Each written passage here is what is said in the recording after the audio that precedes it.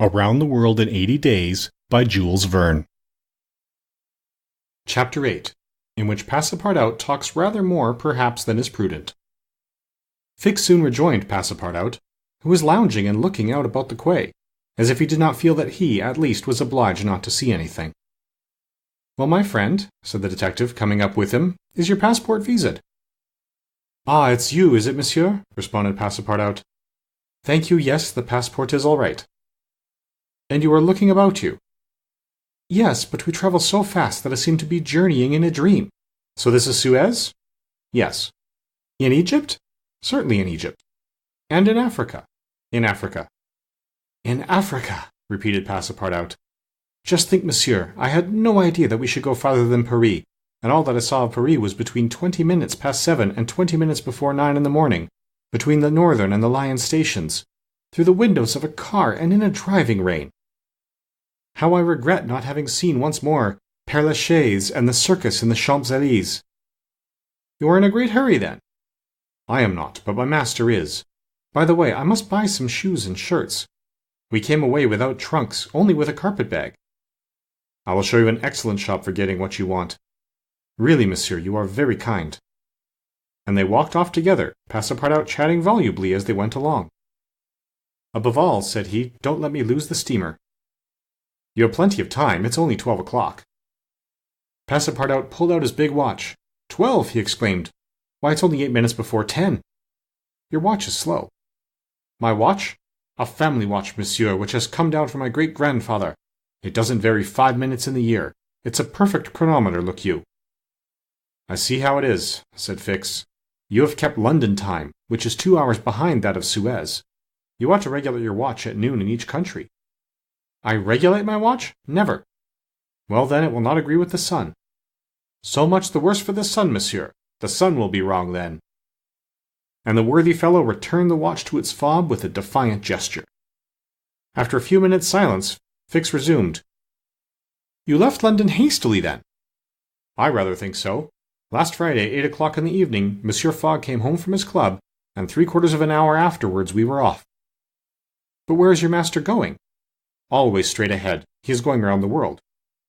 "Round the world?" cried Fix. "Yes, and in 80 days. He says it is on a wager, but between us I don't believe a word of it. That wouldn't be common sense. There's something else in the wind."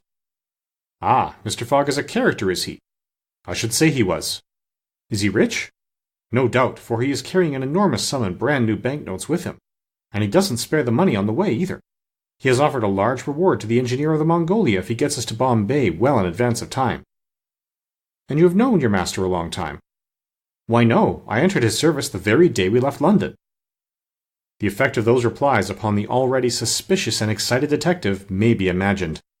The hasty departure from London soon after the robbery, the large sum carried by Mr. Fogg, his eagerness to reach distant countries, the pretext of an eccentric and foolhardy bet, all confirmed Fix in his theory.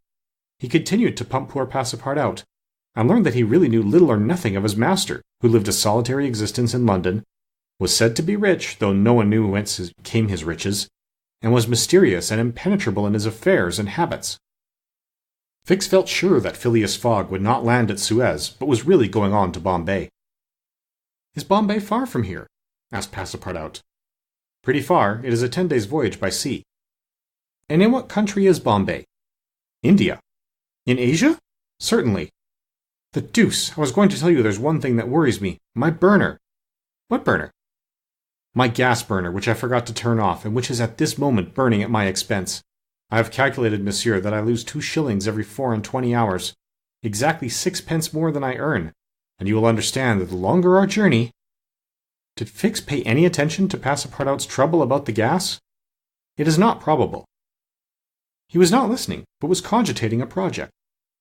Passepartout and he had now reached the shop, where Fix left his companion to make his purchases, after recommending him not to miss the steamer, and hurried back to the consulate. Now that he was fully convinced, Fix had quite recovered his equanimity. "Consul," said he, "I have no longer any doubt. I have spotted my man. He passes himself off as an odd-stick who is going round the world in 80 days. "Then he's a sharp fellow," returned the consul, "and counts on returning to London after putting the police of the 2 countries off his track." "We'll see about that," replied Fix. But are you not mistaken?" "I am not mistaken." Why was this robber so anxious to prove by the visa that he had passed through Suez? Why? I have no idea, but listen to me. He reported in a few words the most important parts of his conversation with Passepartout. "In short," said the consul, "appearances are wholly against this man. And what are you going to do?" "Send a dispatch to London for a warrant of arrest to be dispatched instantly to Bombay, take passage on board the Mongolia, follow my rogue to India, and there, on English ground, arrest him politely, with my warrant in my hand, and my hand on his shoulder."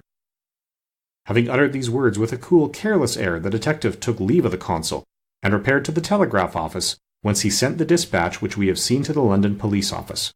A quarter of an hour later found Fix, with a small bag in his hand, proceeding on board the Mongolia, and, ere many moments longer, the noble steamer rode out at full steam upon the waters of the Red Sea.